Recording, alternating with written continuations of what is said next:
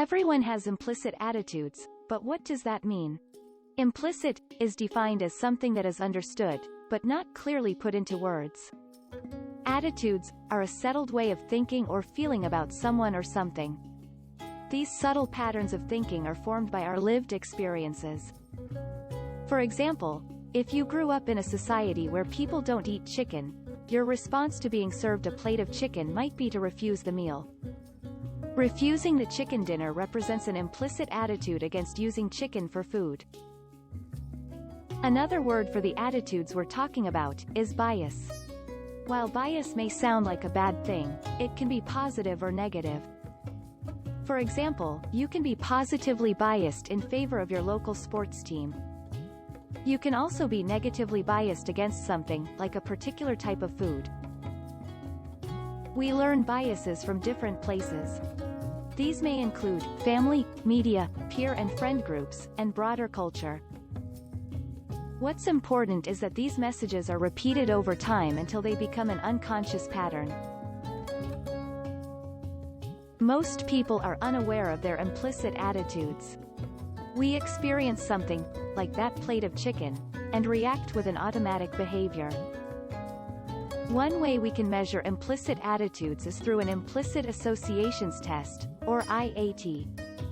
There are tests for attitudes toward race and ethnicity, gender, age, religion, sexual orientation, disability, and more.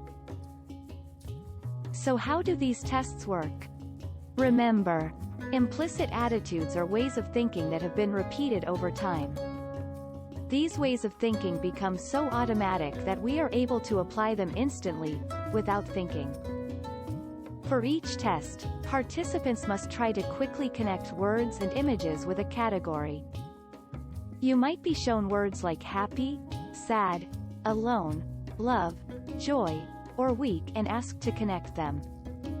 The test then measures how fast you connect the words or images with that category. If you connect some words or images faster than others, you are biased toward that connection. Because IATs can make us aware of biases we may not know we have, it's normal to feel uncomfortable about your results. Here are some things to keep in mind.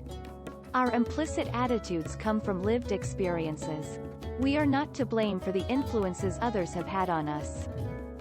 By becoming aware of our biases, we can begin to change our lived experiences and create new attitudes. We can also use this knowledge to monitor our behavior in situations where we know we may respond with bias. So what now? Visit the Project Implicit website and try one of the IATs. Was your score what you expected? If your score was unexpected, what are some ways you can work toward changing your implicit biases? Examples might include spending time with people who are different from you. Or, you can read books and explore art and music by different groups of people. While you're not to blame for the lived experience that created a bias, what you do next is up to you.